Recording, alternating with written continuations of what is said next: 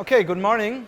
So in the last lecture, we introduced operators, and that was just a different way of writing function applications, namely infix operators. So we had things like 2 plus 3, and this is an infix operator. You can declare these infix operators yourself, and then you have to decide about association, do things associate to the left or to the right, and about binding priority. So if you have plus and times, which of the two operations binds stronger?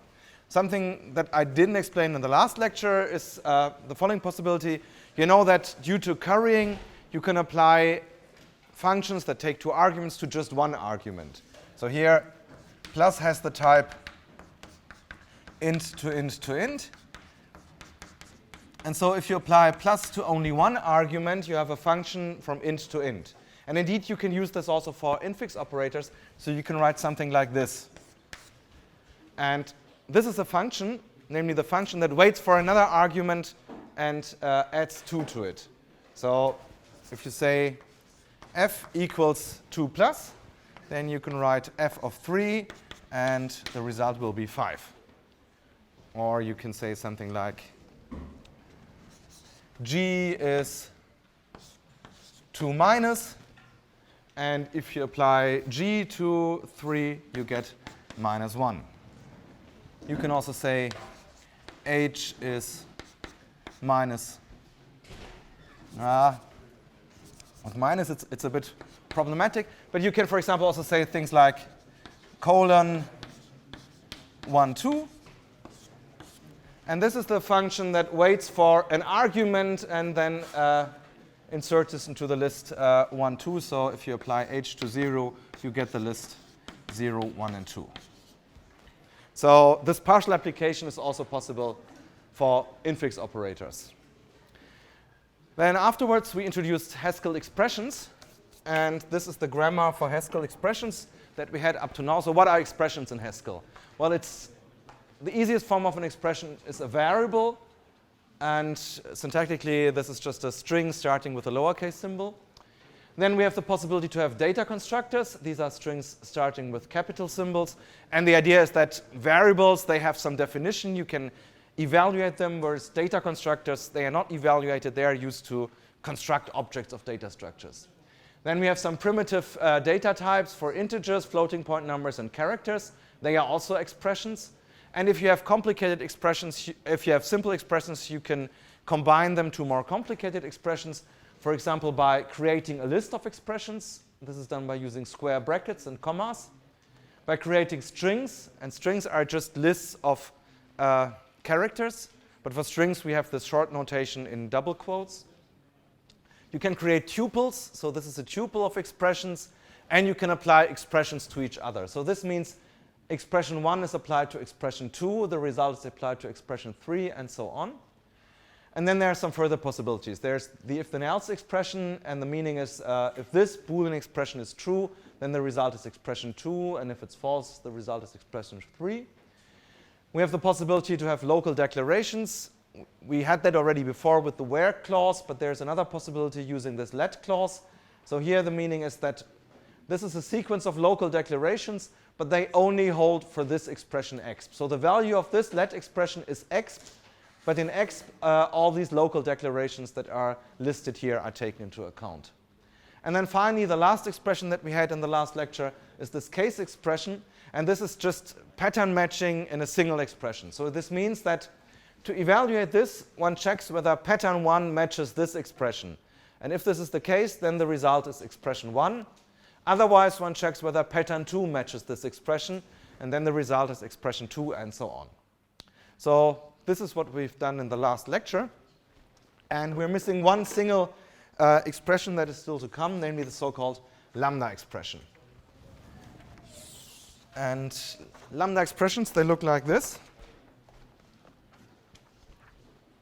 So it's just a backslash, and then a pattern or list of patterns, then an arrow, and then an expression. So what does that mean? So backslash, and then we have pattern 1. And there can be several of these patterns, n patterns, then an arrow, and then x. And this is called lambda expression or a lambda abstraction. So this is a lambda expression, because in principle this should be a lambda. So this is meant to be the Greek letter lambda, but since your keyboard has no lambda, presumably, unless you have a Greek keyboard, this is written with backslash, which looks a bit similar to lambda. So this stands for lambda, and what does this mean? Well, it's functional programming. So functions are really first-class data objects, and the meaning of this expression, the value of this expression, is a function. It's the function that takes n arguments. This is the first argument, this is the second argument, and this is the nth argument, and maps these arguments to this result.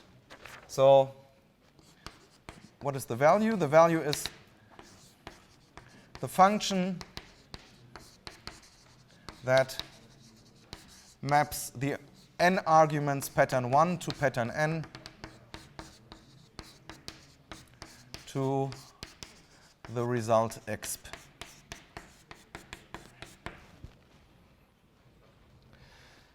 So let's make an example. I can, for example, write the following expression: lambda x arrow 2 times x. So what does that mean? This is the double function. This is the function that takes an argument x and maps it to this result. So this is the function that takes some x and returns 2 times x.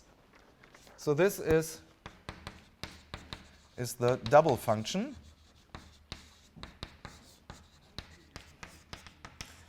And you can apply this function to arguments. So for example, if I say, let's apply this function to some number, to 3, for example.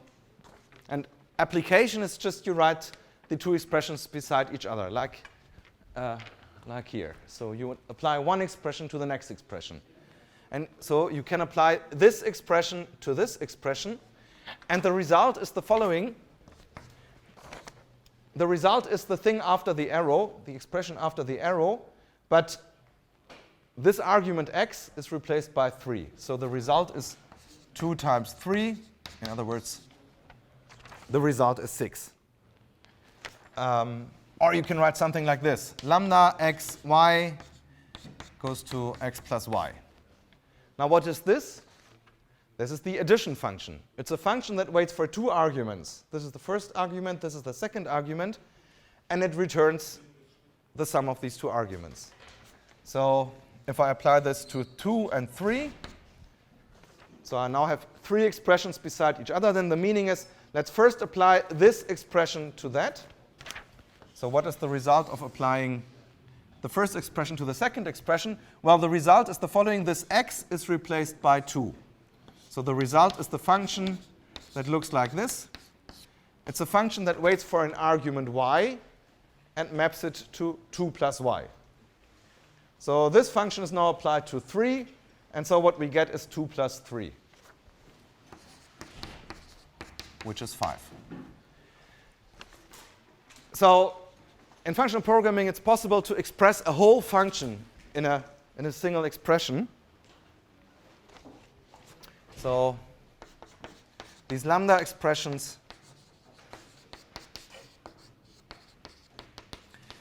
they are whole functions. And of course, you could say, well, why do I need this? I could just as well define a double function myself. Yes, you could do that. But, well, if you need this function only here, then you can simply write its whole definition into the expression. You don't have to give it a name. So I don't have to invent a name like double for this. I simply write down the definition, and I can use it when I need it. So for simple functions, that can be convenient. So lambda expressions, they correspond to anonymous functions. They are functions, but I just write down their definition. I don't give them a name. So they are just defined at the position where I need them. And what is the type of such a function? So what is the type of lambda pattern 1, pattern n to exp?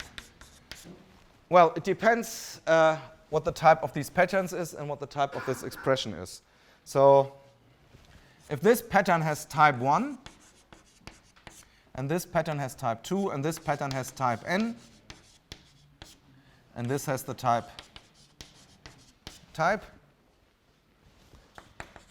well, then the type of this is a function. It's a function that takes an argument of this type, and another argument of this type, and another argument of this type, and so on.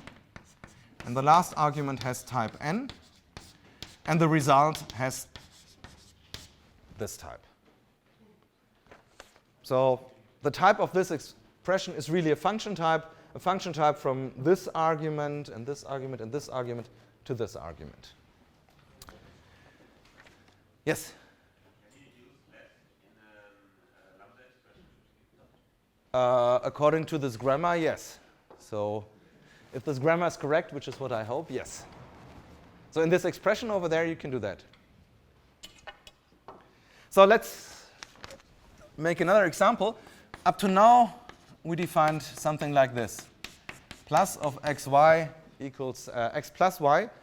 And now since we have lambda expressions, it's up to us whether we want to have these two arguments on the left-hand side or whether we move them to the right-hand side.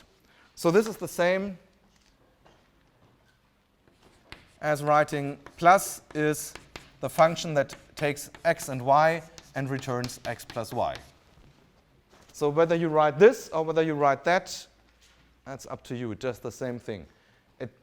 Here we have the arguments on the left-hand side, here we have them on the right-hand side using lambda, and it's just a matter of taste what you prefer most, or maybe you want to mix it. You want to say, okay, plus is a function that takes one argument x and gives you back the function that waits for another y and then returns x plus y. So these three variants of plus are equivalent. They do the same thing. And they illustrate what this lambda expression does. And, well, that shows how central functions are, because we have even expressions that describe whole functions. OK, so this is the grammar for Haskell expressions. And as I said, there are four main components in Haskell. So declarations, to declare new functions, expressions, which we had here. And the remaining two main components are patterns and types. And so let's now continue and introduce the grammar rules for patterns and then for types. But let's first do the patterns. So the next subsection is concerned with patterns. And, well, we use these patterns in order to describe the expected arguments of a function. So on the left-hand side of a function definition, we have these patterns. So they are also expressions, but a restricted set of expressions, namely expressions which stand for expected arguments. So patterns are special expressions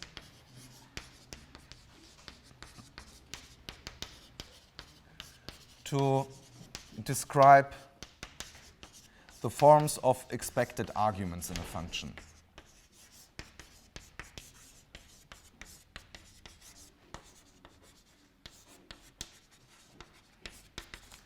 And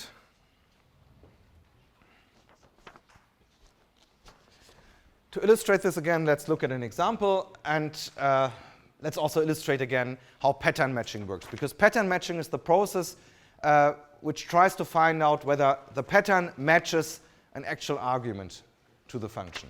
So pattern matching is the process to find out whether a pattern or patterns correspond to the actual arguments of a function.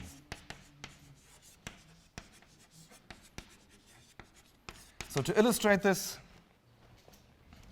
let's again look at two functions. One function is our len function, which we already had several times.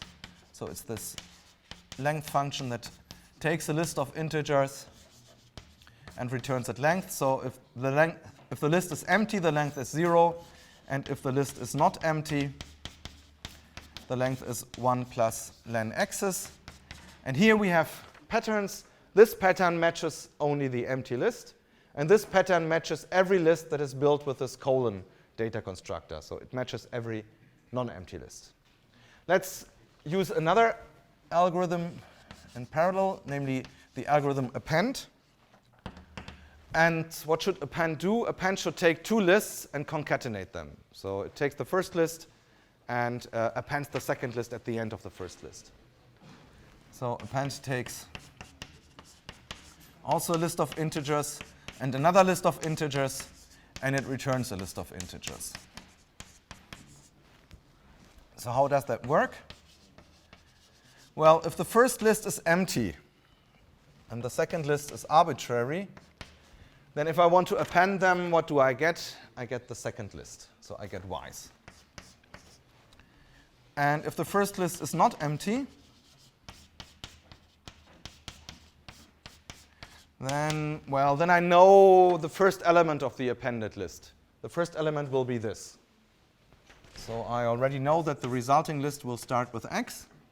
And how do I get the rest of the list? Well, I just call append recursively with the rest of this first list and the second list.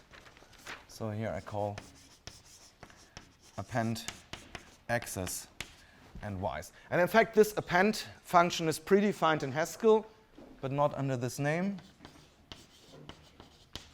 Predefined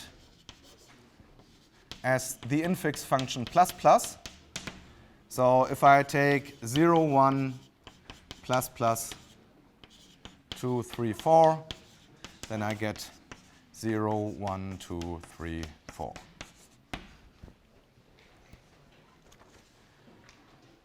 Okay, now how does pattern matching really work?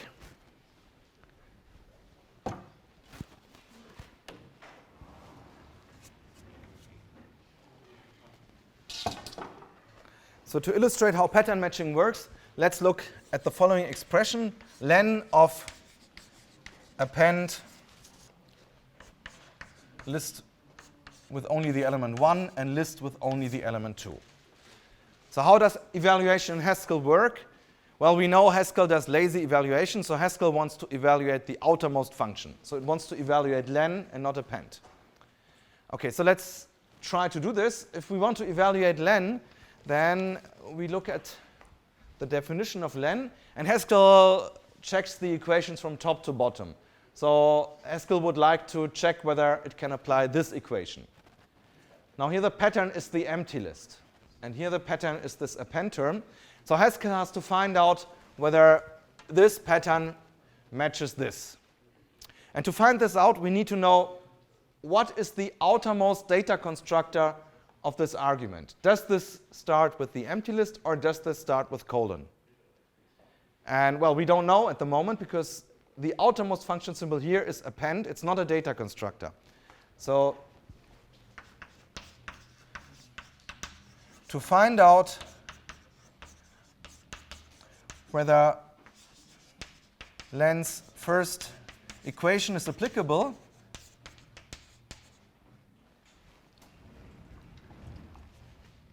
so whether this first equation matches, one has to evaluate the argument, but not completely. We only start evaluating it a few steps until we know whether this starts with empty list or with colon. One has to evaluate the argument a few steps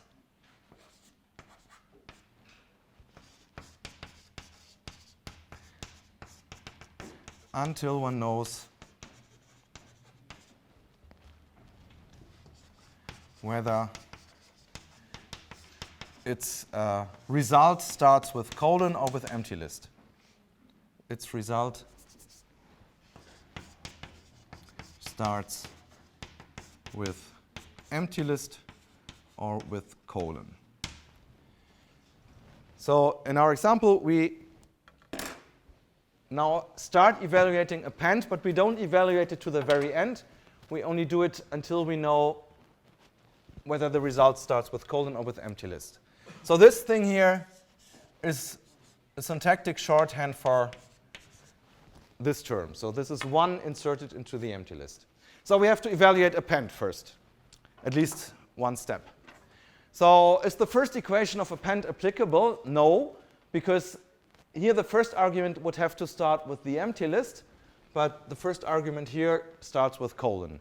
So Haskell immediately realizes that this first pattern does not match. And Haskell does this checking of the patterns from left to right. So we first check, does the pattern matching work for the first argument? And if it would work for the first argument, we would check the second argument.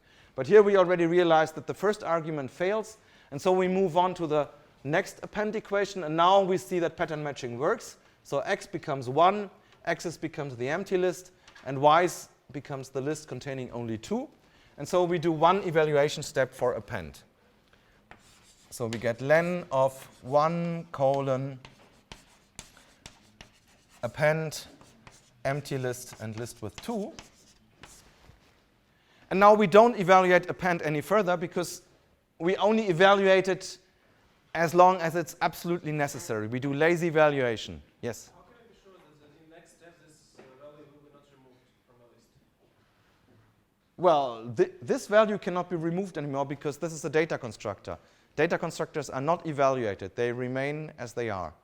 So the result of this will start with 1. There is no way to remove this anymore if you evaluate append. I mean, if you evaluate len, it can do anything.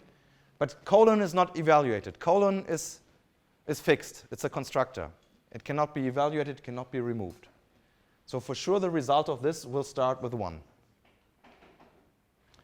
So now len we can now evaluate len, and we can now see the result starts with colon and not with the empty list. So now we are absolutely sure that this equation is not applicable. So Haskell checks the next equation, and indeed, this is applicable. X becomes 1. X becomes this append term. And so in the next step, we get 1 plus len of append empty list and 2.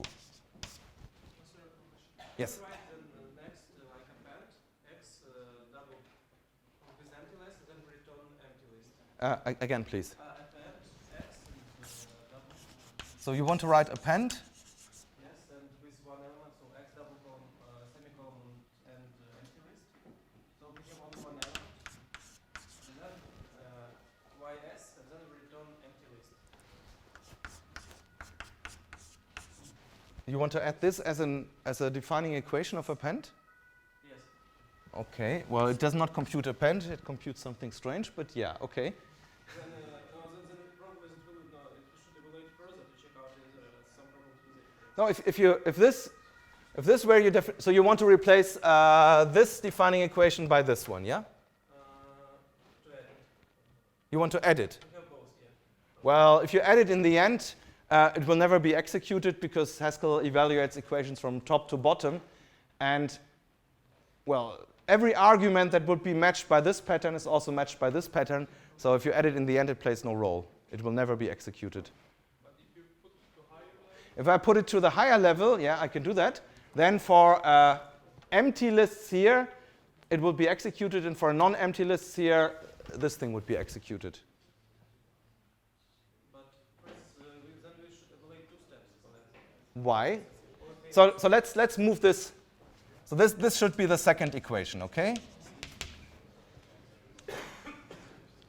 So if this would be the second equation, then we would see that, yeah, this would match. And so then here we would not have this, but we would have empty list. Because append of this thing would now evaluate to the empty list, and the length of this is 0. So we would get 0, and that's the correct result if you implement append like this. If we put like x semicolon and z, so we have 2 elements in the list. Exactly. So x colon Z, colon z, yeah, like this, okay? Well, this would not match. So now this pattern does not match this argument. Yes. So it plays no role. We get to the third equation, which is this, and everything would work as before. So we have one element, but after second step, we get empty list in the end. After second step, we would get this. Yes, and then it will And then this wouldn't match either, because now this is the empty list, whereas here it's a non-empty list. So everything would work as before. Okay. Okay, but this computes not append. This computes something strange. Okay, let's probably make one more example to illustrate this evaluation strategy. So now this continues here, and in our example, in the end we get 2. Let's look at another example.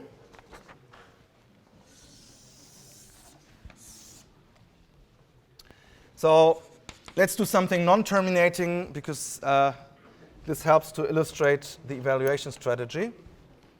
So suppose we have the following function zeros. Well, in fact, zeros is just a list of integers, and it's defined like this. Zeros is 0 inserted into zeros. So what does that mean? Well, if you start evaluating this, this will not terminate. If you start evaluating this, you get a list that starts with 0, and the next element is also 0, and the next element is also 0. So this is the infinite list of zeros. So if you start evaluating zeros in your Haskell interpreter, you get something like this. And it doesn't terminate. It computes zeros again and again. So this is infinite list. That's an infinite list, which is not, so evaluation is not terminating. Okay, but of course you can write this. And now suppose we have another function f on lists. So f takes 2 integer lists and returns also an integer list. And how should it work? So f checks whether its first argument is the empty list. It doesn't care about its second argument, and the result is the empty list. And if that didn't work, we check whether the second argument is the empty list. And otherwise, f is not defined. So in other words, f checks whether one of its arguments is the empty list. In this case, the result is also the empty list. And otherwise, f is undefined, and we get a program error. So what happens if I call f of empty list and zeros?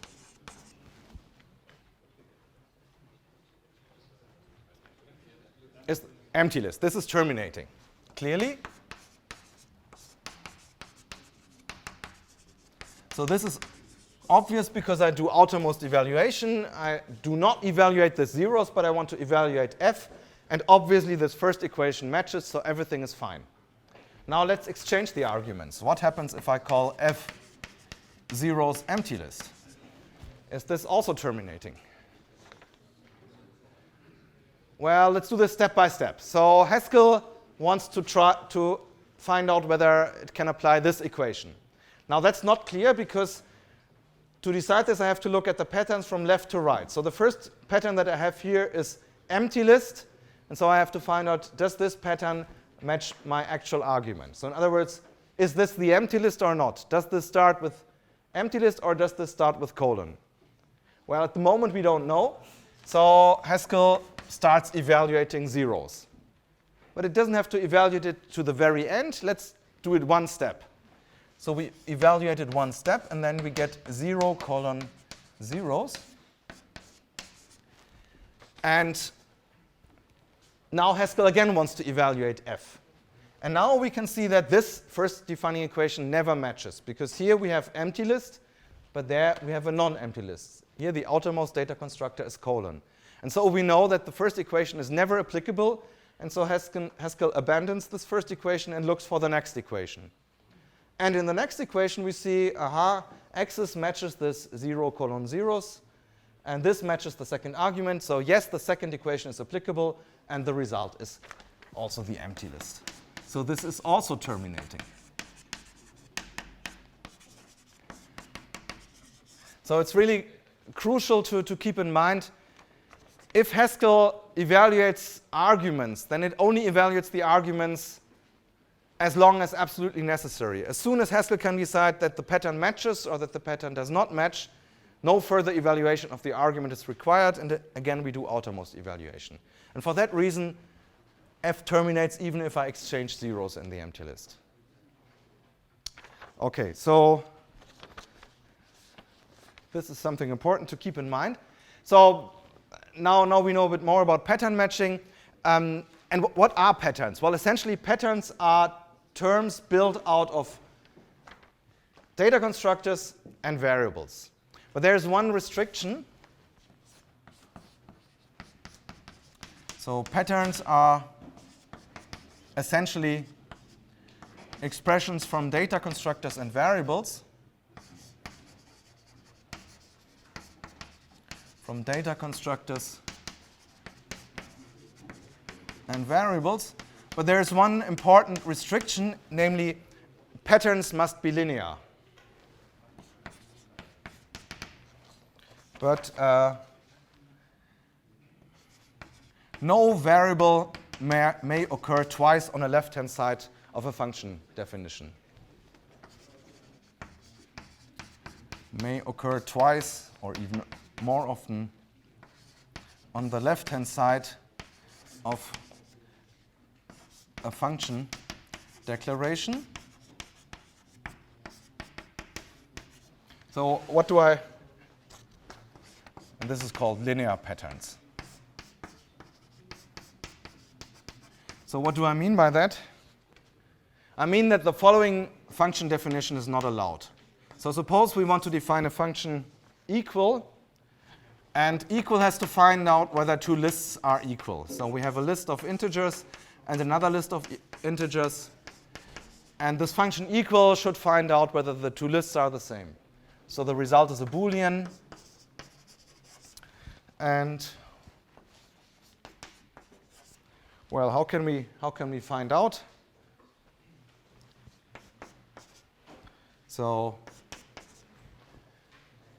if I were allowed to write left-hand sides with patterns like this, then I could see that, equal of x's and x's. So if this is the same list, the first list and the second list, then I can return true.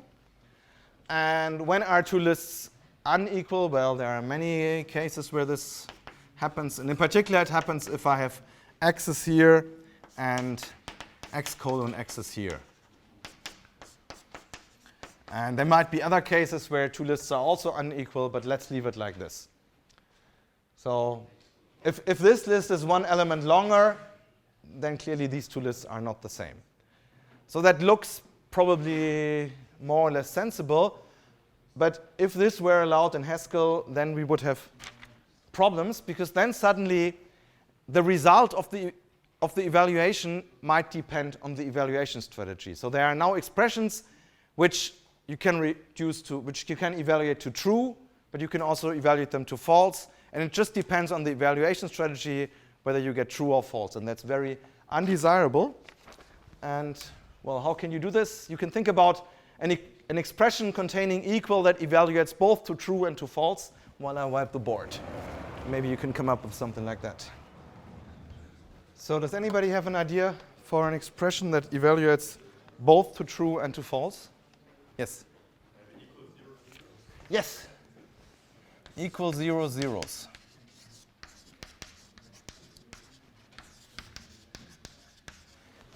So why does this evaluate to true? Well, yeah, because the first equation matches. So clearly, if I instantiate x's by zeros, then the first equation matches. But if I use a different evaluation strategy, I could replace this second zeros. I could evaluate the second zeros one step using the definition of zeros. So then I get equal of zeros and 0 colon zeros. And now the second equation matches and I get false. And that's very unpleasant, yes? Why did I evaluate the second one? Well, this you would not do in Haskell. So this is not in Haskell's evaluation strategy.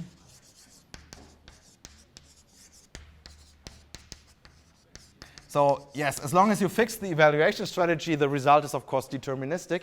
But now, but still this is unpleasant because, I mean, the programmer has to think about the evaluation strategy because it determines the termination behavior and it determines efficiency, but at least it doesn't influence the result up to now. But if you would allow definitions like this, then it would even influence the result. So the evaluation strategy would influence the result, and that's something that is considered to be unpleasant.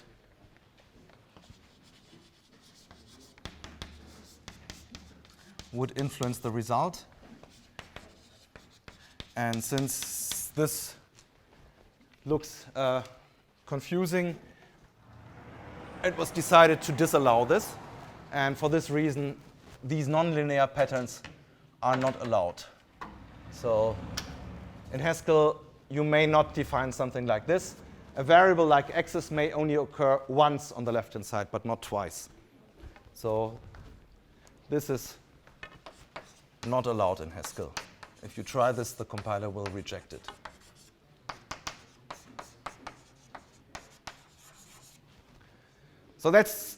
So essentially, patterns are terms built from variables and constructors, but they have to be linear. And the same variable may not occur twice on the same left-hand side. Okay, so knowing this, we can now introduce the grammar rules for patterns. And here they are. So the most simple pattern is a variable. Yes? I try to replace that function with another definition, which is as a linear pattern. How would you do that? Saying, try to skip, so you use the first pattern x and y. Okay, so you compare them element-wise. You mean? And then you would use an equal to check whether they are equal. Okay, maybe. So let's. Okay, so here's a suggestion how to check for equality of lists. I mean, of course, you can do this element-wise. You check whether the first element is equal, and if yes, you check whether the second element is equal, and so on. And if they are all equal, you return true, and otherwise you return false. But that was not what you meant? And the usual equals doesn't work, yeah. No, I meant the equal sign doesn't work. Then the usual equal sign doesn't work. Okay, so you want something like this, equal of x's and y's is if x's is equal to y's, then true and else false, right? For example, for in the else case, I would try to do something else to get the second pattern. No, I mean, so that does work. That does work, yes. So this symbol is defined between lists, at least lists of integers. This is defined, yes. And how this is defined, we will get more probably in the next lecture. I will explain to you how this is defined. So this would be okay. You can define it like this, and that's fine, because indeed this double equal sign works not only between integers or between booleans, but it also works between lists of integers and lists of booleans, but not lists of anything. So between lists of functions, it's a problem. So it works between lists of certain things, and which certain things I will tell you soon. So what? But you don't even need the if clause. Yeah, I don't even need the if clause. So I can also say equal is this. I mean, I can just write x's equals ys. Sure. Whenever you need this, you can write x's equals y's. True. So if in the else case you don't write false, but something like case, and try to replace it to reuse that pattern. Aha, how would I do this? So else, case. And then use that pattern. Say if it matches that pattern, then false. Could you do that? I don't exactly know. What expression would you want to write here? Sorry, which one? I'm not sure yet. You're not sure yet. Because here you do. That will not be possible. So with case, you can do pattern matching on one argument only. So you can write, I don't know, if y has the form whatever, then the result is this. Oh, you want to write something like this, right? So you can't write case 1 x is y, so 2 I think you can write this, but then this axis is a fresh variable that has nothing to do with this. So this binding from here to there will not carry over. So probably you can write this, but then there's no way to circumvent this. So even with tricks, you cannot do this. I mean, Haskell prevents this. So either this is not allowed, or this axis is considered to be a fresh variable, which you could also have called ZS. I never tried this strange thing, but yeah. OK, let's forget it. Let's write false here. So, but indeed, so equals equals works on many kinds of lists, in particular integer lists, so that would be a solution. OK, where was I? I wanted to introduce patterns. So what are the grammar rules for patterns?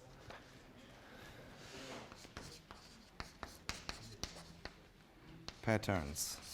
So the simplest pattern is a variable. And, well, we had examples for this. For instance, in this function declaration, square x equals x times x. Here, this is a pattern, and it's a variable. And what kind of values are described by this variable? Well, any value. So for patterns, it's always important to define what values are matched by this pattern and how are the variables in this pattern bound. So how do I instantiate the variables? So this matches any value. This matches any value, and, well, this variable is then instantiated by this value. So it instantiates this pattern variable by the matched value. So to illustrate this, if this is my definition of square, then I can apply square to anything, for example, to 5. And our pattern matching takes place, and this x matches this 5. And the instantiation that takes place is x is instantiated by 5. So I get the right-hand side, but x is instantiated by 5. And therefore, I get 5 times 5, which is 25. OK, so what is the next pattern? The next pattern is the so-called joker pattern, which is denoted by an underscore. So this is the joker pattern. And what's the idea here? This also matches any value.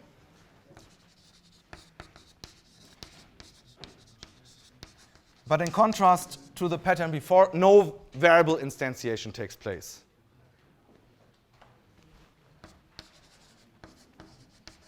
So no variable instantiation takes place.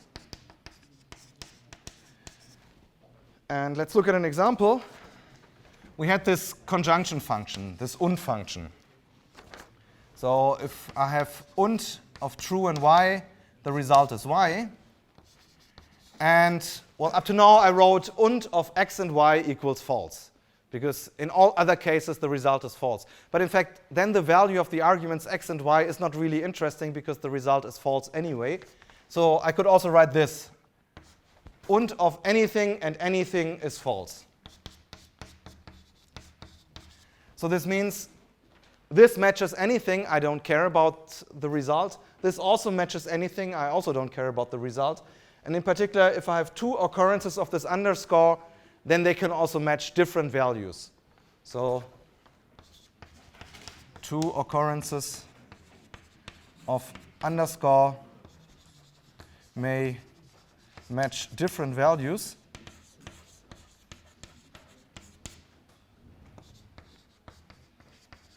So if I do this, then indeed, if I call und of true and false, then clearly this does und of true and false. That matches, of course.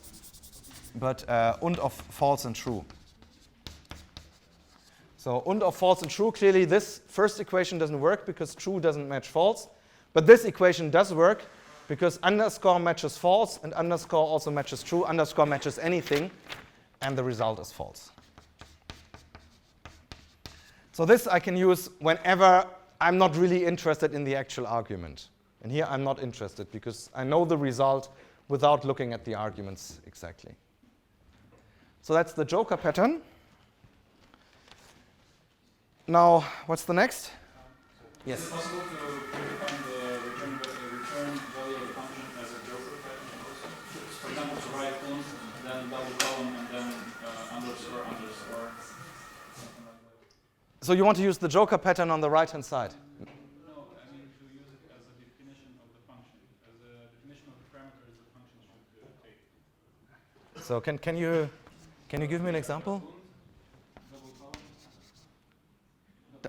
Okay. And then joker pattern. No, this is not a type variable. So type variables we didn't introduce yet. We will do that in the next section. But this you cannot use in type declarations. In type declarations, if you want arbitrary types, you have to use variables with lowercase symbols, but not underscore. So no. So not in type declarations. Yes? What's the difference between using a joker pattern on the left side and not using a variable from the left side and the right side? None.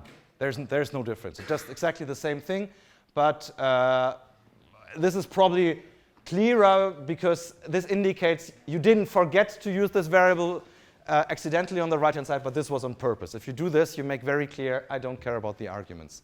So in that sense, this is probably a better programming style. But it does exactly the same thing.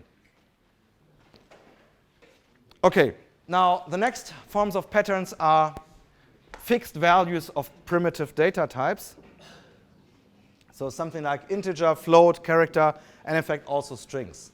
So you can use these fixed values of these data types as patterns.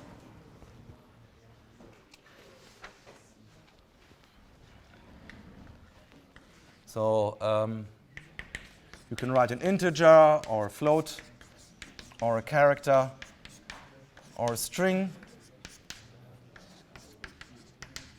And these values match themselves. They match exactly themselves, nothing else, and no variable instantiation takes place. So they match just themselves. They match just themselves, and there's no variable instantiation. So for example, if I write a function like is7, this function checks whether its argument is 7. So if it's 7, I return true, and otherwise I return false. Well, the function does what it should. So if you apply this function to 7, you get true. If you apply this function to any other number, you get false.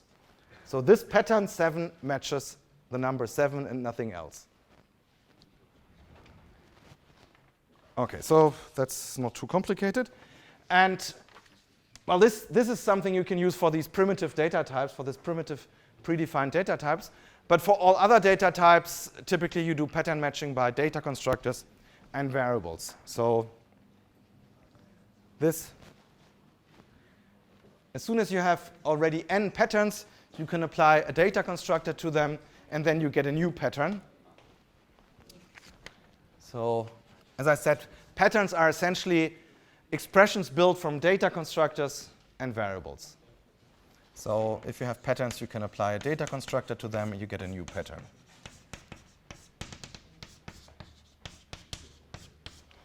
And this constructor stands for an arbitrary data constructor.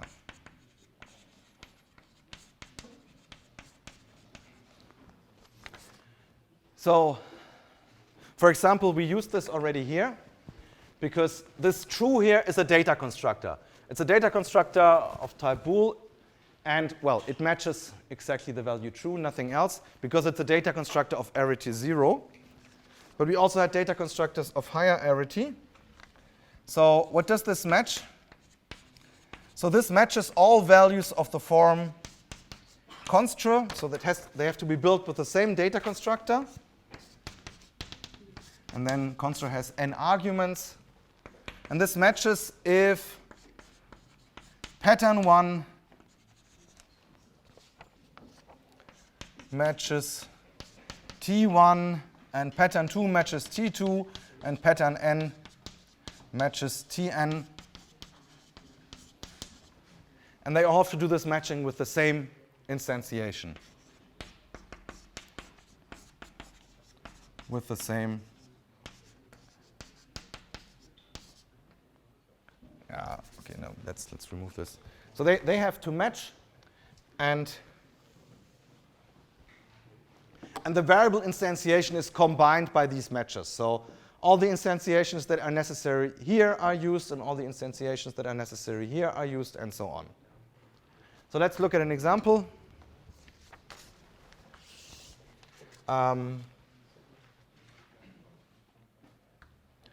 So if I have a function f of the following form, x colon 1 colon x's. So this function checks whether the list has the number 1 as its second argument. And if it has this number, you get true, and otherwise you get false. So we can see, if you want, we can write brackets here, but if you don't want, we can omit the brackets. So this is a pattern which is built from a data constructor and two subpatterns. One is the pattern x, the other is the pattern 1 colon x's. And 1 colon x's is also a pattern that is constructed from a data constructor, namely colon, and two subpatterns, namely pattern 1 and pattern x's. And this matches all the lists that have 1 as the second element. So, for example, 1, 2, 0, 1, 2, 3, the result is true, but f of 1, 2, 3, here the result is false.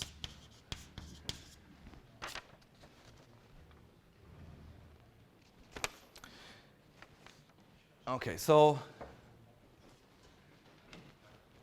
this is possible with patterns. And then, of course, it's also possible to create more complicated patterns from existing patterns in the same way as for expressions. So if you already have n patterns, you can write square brackets around them, and you get a new pattern. And, well, the meaning is the same as for expressions. This is meant to be the list of pattern 1, pattern 2, until pattern n. So what does this match? So pattern 1 to pattern n. This matches all those lists with n elements, so t1 to tn.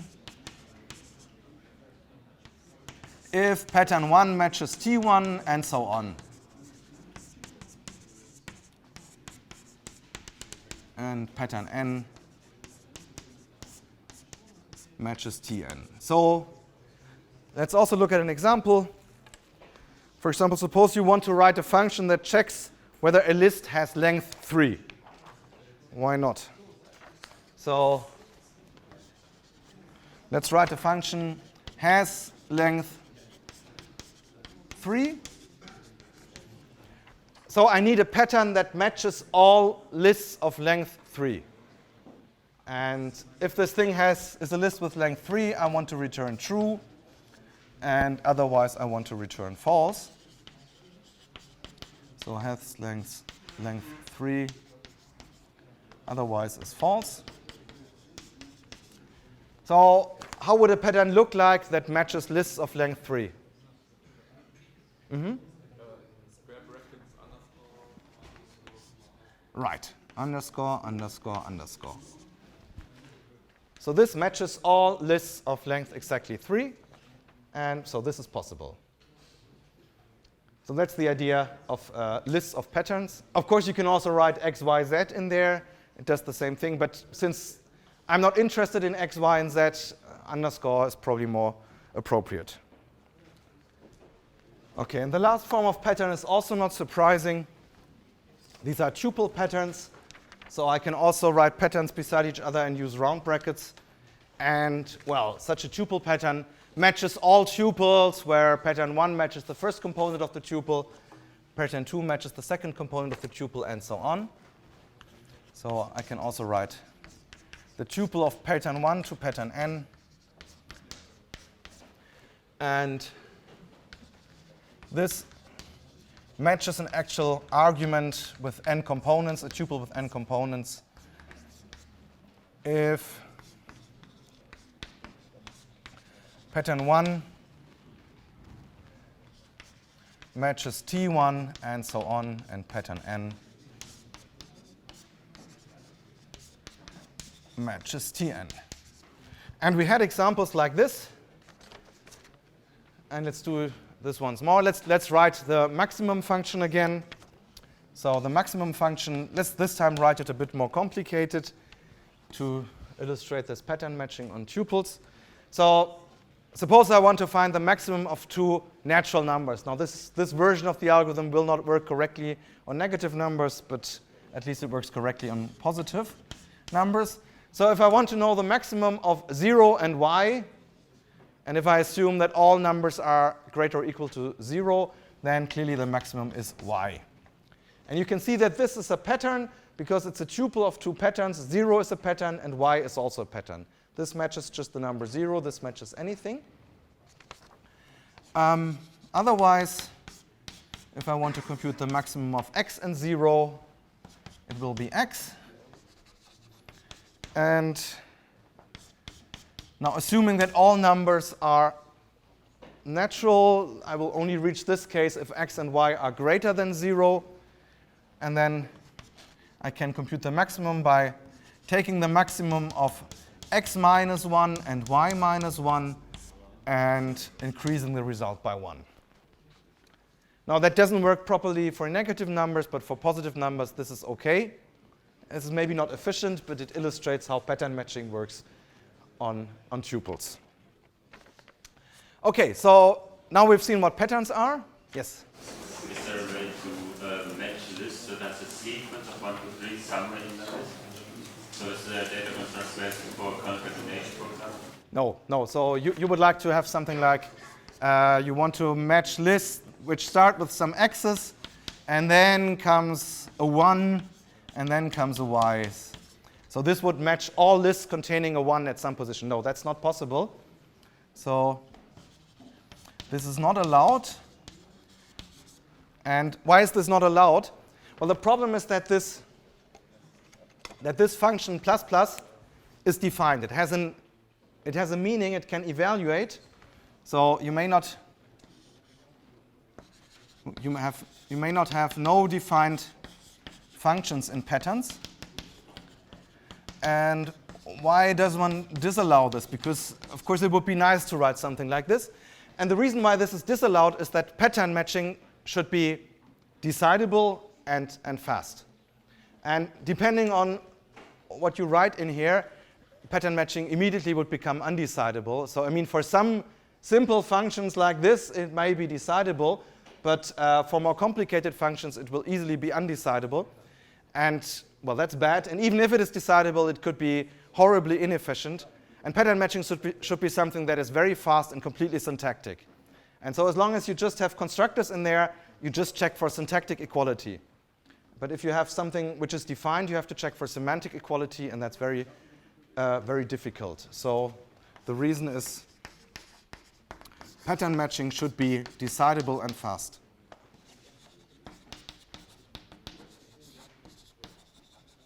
Should be decidable and fast. So therefore, unfortunately, this is not allowed. You can, of course, write an algorithm which checks for membership, and then this algorithm can compute, can find out whether a certain element is contained in your list, but that you have to do by an algorithm that you have to write yourself. This is not done by pattern matching. OK, so this is all about patterns. And now the last component, I mean, we had declarations, expressions, patterns. So the last component that you need to know is all about types. So the last subsection on this basic introduction to Haskell is the subsection on types. So, I mean, we used them already in examples. What are types? Well, types, in a sense, are sets of similar values. So a type is more or less a set of similar values which somehow belong to each other. And we had already several types. So in Haskell, we have some predefined types like bool or int or character or float and so on. We also know that if you have types, you can construct new types. For example, if you have a type, you can write square brackets around it, and then you have again a type. So this is the type of lists where all the elements have integer type. Or you can also write things like this. So this is the type of lists where all the elements are lists, and the elements of this list inside, they are integers. We also know other ways of creating new types. For example, instead of square brackets, you can write round brackets. So for example, you can have something like this, int, comma, list int. This is the type of tuples. And all these tuples have two components. The first component is a number, and the second component is a list. And we also know another way to create new types, namely the arrow. So for example, you can write int arrow bool, and this creates a new type. This is the type of functions which go from int to bool. So functions that take an integer argument and give you a Boolean result. And indeed, this already indicates how types are constructed in Haskell. You take some already existing types and you create new types from them by applying something like square brackets or round brackets or arrow. And these things are called type constructors. So in general, the grammar rule for types is the following.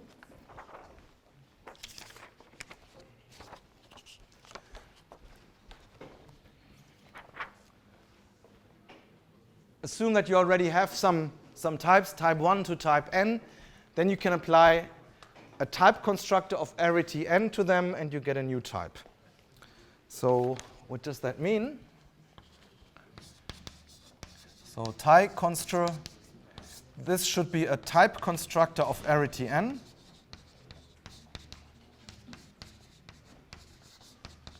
Of arity n.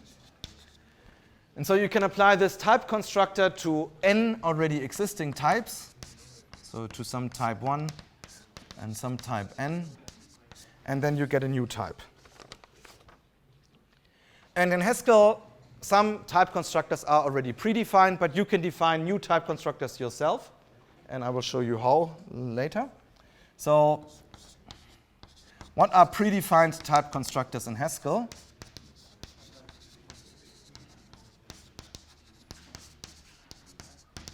Well, things like bool or int or float or character. And there are some more. So these are type constructors of arity 0. This means you can apply them to 0 argument types, so to nothing, and you get a new type. So they are types themselves already.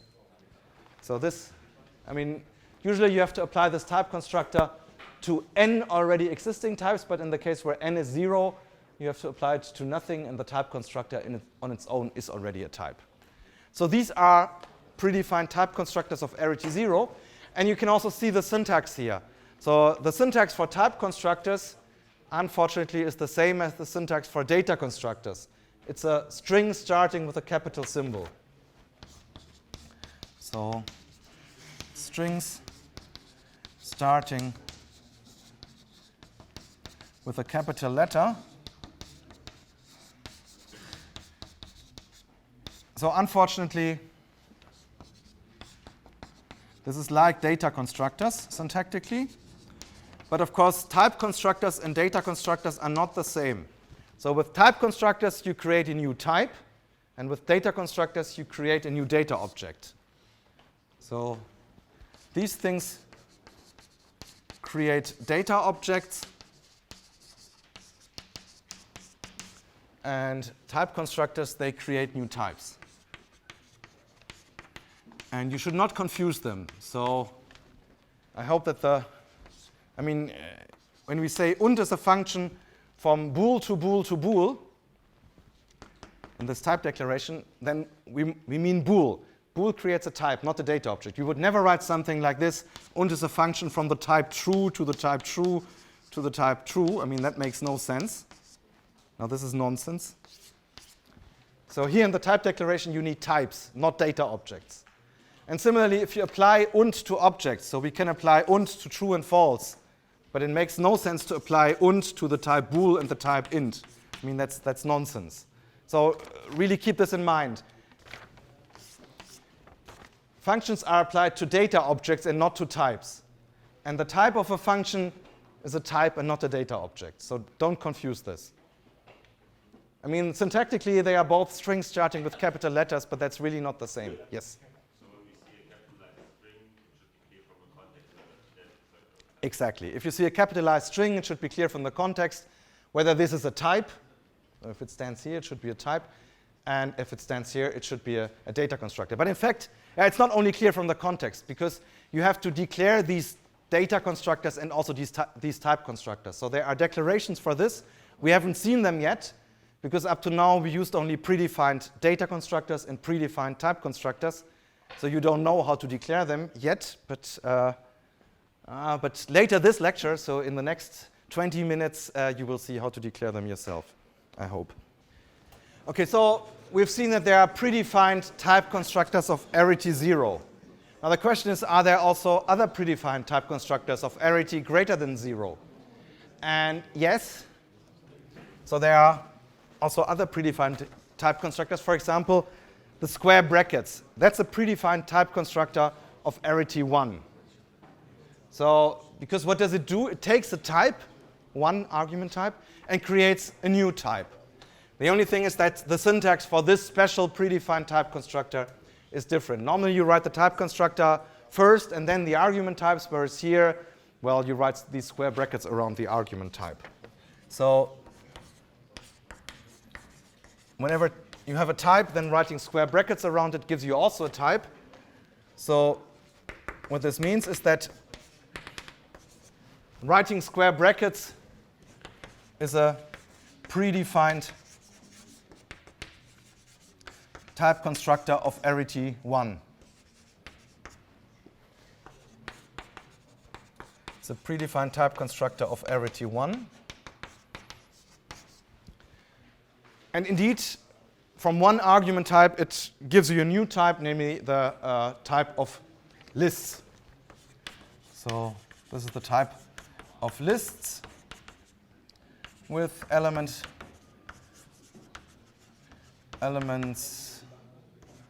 of this type. And is there another predefined type constructor? Yes, there's also a type constructor of arity 2, namely the arrow. And again, the syntax here is not as in the first line, but since it's a special predefined type constructor, it uses an infix notation. So if I take one type and another type and I write an arrow between them, then I get a new type.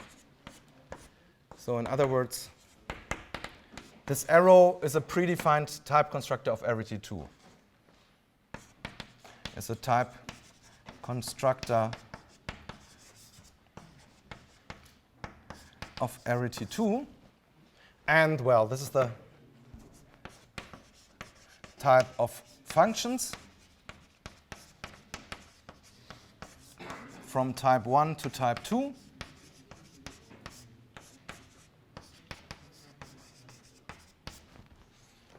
And, well, we had several examples for this. And there's another predefined type constructor, namely the round brackets, the tuples. And this is a type constructor of arbitrary arity, because you can use this for arbitrary many argument types. So whenever you have types type 1 to type n, you can create a new type by writing commas between them and round brackets around them. So this is also a type. The type of tuples with n components, where the first component has type 1, the second has type 2, and so on. So this is the type of tuples. So in other words, writing round brackets is a predefined type constructor of arbitrary arity. It's a type constructor of arbitrary arity, because you can do this for any number of argument types. So this is almost the complete syntax for types, but there's one more case missing, and that's something that we didn't introduce so much yet, so we have to discuss this now. Namely, the last possibility for types is a variable. So you can also write a variable, and that is also a legal type.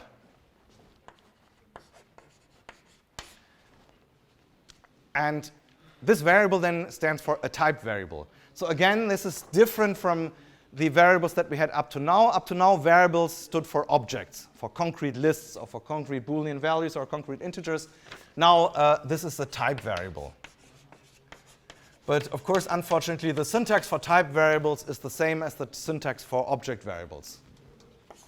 So it's a string of lowercase symbols, starting with a lowercase symbol. So same syntax as for object variables. And why does one do that? What does that mean? This is the concept of polymorphism. And in fact, so this is the concept of parametric polymorphism.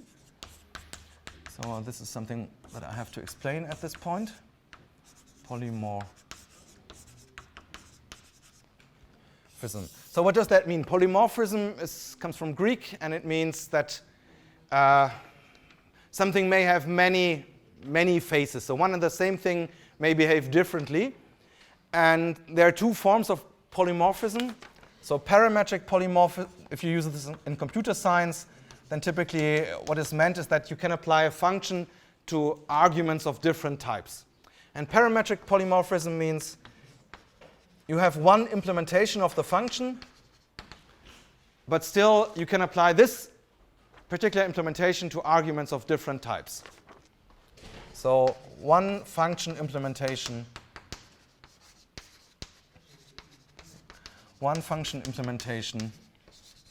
can be used for arguments of different types.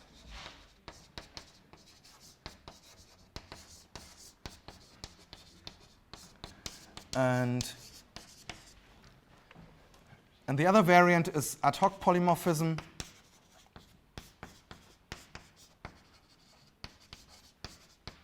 And this is something like overloading. So you have different functions with the same name, and it depends on the types of the arguments which implementation of the function you take.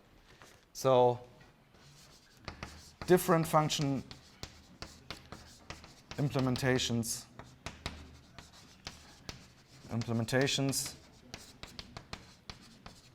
with the same name, so with the same function name,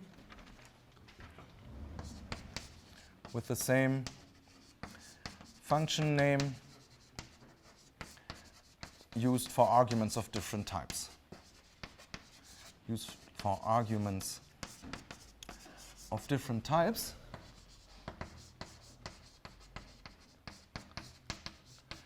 And this parametric polymorphism, that's in some sense typical for functional programming languages. So this is something that you find in almost all functional languages.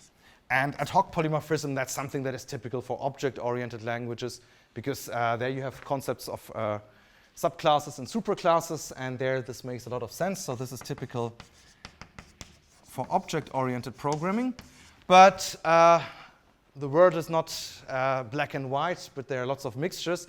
And since both of these concepts are useful, nowadays many languages offer both. So Haskell offers both, but for example, Java offers both as well. Well, since Java 5. So before it had just this, but since Java 5, it has also polymorphism because the Haskell developers were involved in the development of Java 5.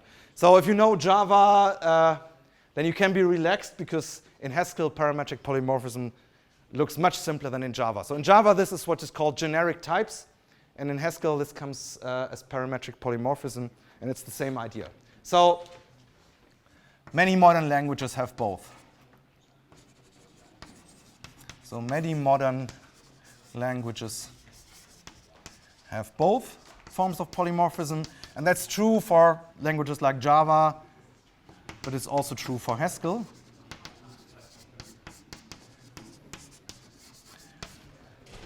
So let's start with parametric polymorphism. How does parametric polymorphism work in Haskell? And that's what we need these variables for.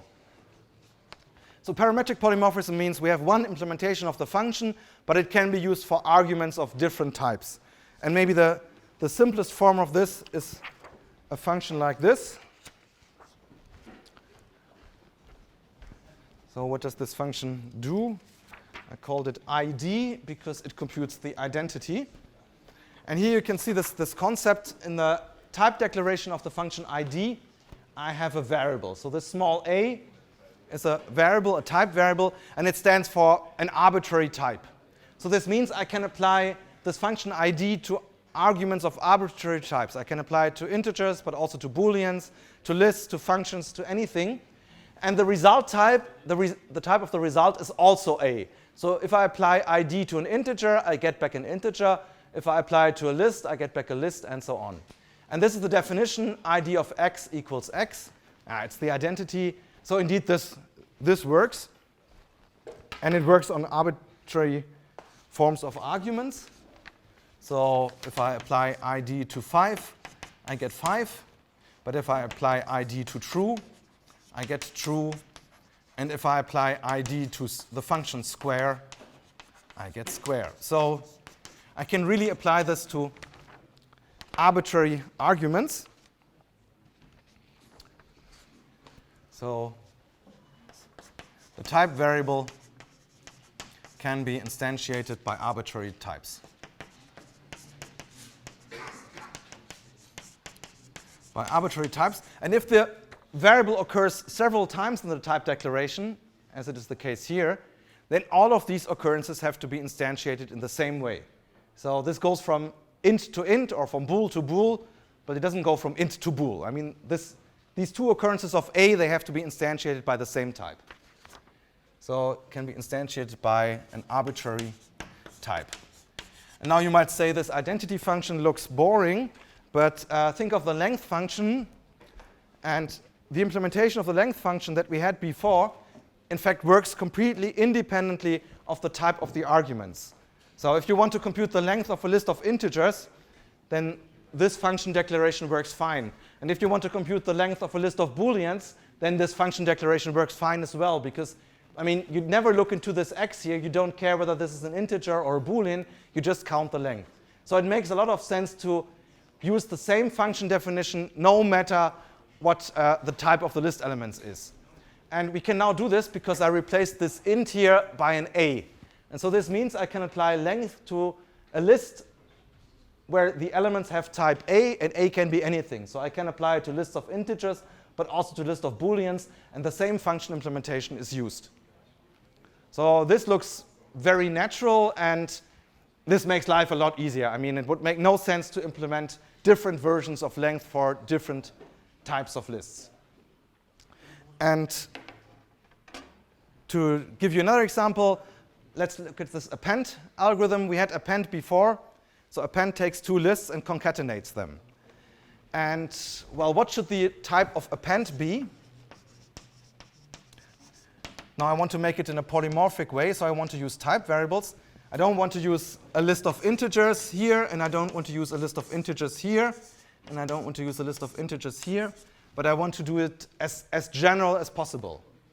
So here I want to have lists with elements of arbitrary type. Now what should I write here? Can I write B here? I have to write A again, because otherwise if I write B here, then I would be able to concatenate integer lists with Boolean lists, and what should be the result? Because in lists, all elements must have the same type. So a list containing both numbers and Boolean values, that's not allowed. So I need A here as well. Yeah, and then the result will also be a list with elements of type A. And indeed, as I said, this is predefined in Haskell under the name ++. So the Haskell definition looks like this. It's a infix function ++, and it has the type that we just discussed. Yeah, and it works as the append algorithm that we looked at before. So if you want to append the empty list with something else, with some y's, you get y's. And if you want to append a non-empty list, you know that the first element is x, and then you call append recursively on x's and y's. And in this way, you can call this function for lists of elements of arbitrary type, but the type of both the argument lists has to be the same. So you can append to integer lists or to Boolean lists, but not an integer list with a Boolean list. So, I mean, we said that you can only apply functions to arguments of the correct types. And now since we have type variables, this is not so trivial anymore. So when can we apply a function? So now a function of the following type, well, argument type is type 1 and result type is type 2. When can this be applied to a particular argument? Can be applied to an argument of some particular type. Well, to do this, we don't necessarily need that this type, this argument type of the function, and the type of the argument are completely identical. Because, for example, we want to apply len to a list of integers. And then this would have type list of integers, but this would be list of A. And so they don't have to be exactly the same, but it must be possible to make them equal. And make them equal means it must be possible to instantiate the type variables in here and in here such that they become equal. So this can be applied to an argument of this type if there exists an instantiation of the type variables. An instantiation sigma of the type variables such that the expected argument type, so sigma of type 1, is equal to the actual type of the argument, is equal to the type of the actual argument. And if this is the case, then the function can be applied. And what will be the type of the result? The result then has the following type. Well, what is the result? Normally, the result should have this type, type 2. But now we determined how to instantiate the variables in here, the type variables. So the result now has the type sigma of type 2. And this concept that we need here, so here we have an expression with variables, and here we have an expression with variables, and we look for an instantiation that makes them equal. Do you know how this operation is called? Now to do this automatically? This is called unification. So maybe you've heard this before. I hope you've heard this before. So this concept is called unification. And so this means type checking is not entirely trivial because of these type variables, and I'll illustrate this with an example again in the next lecture. So see you again. So on Monday, there will be exercise course instead of lecture, and the exercise sheet is on the web, and it's due on Monday, so please solve it. And the next lecture will then be next Wednesday. So we switch exercise course and lecture next week.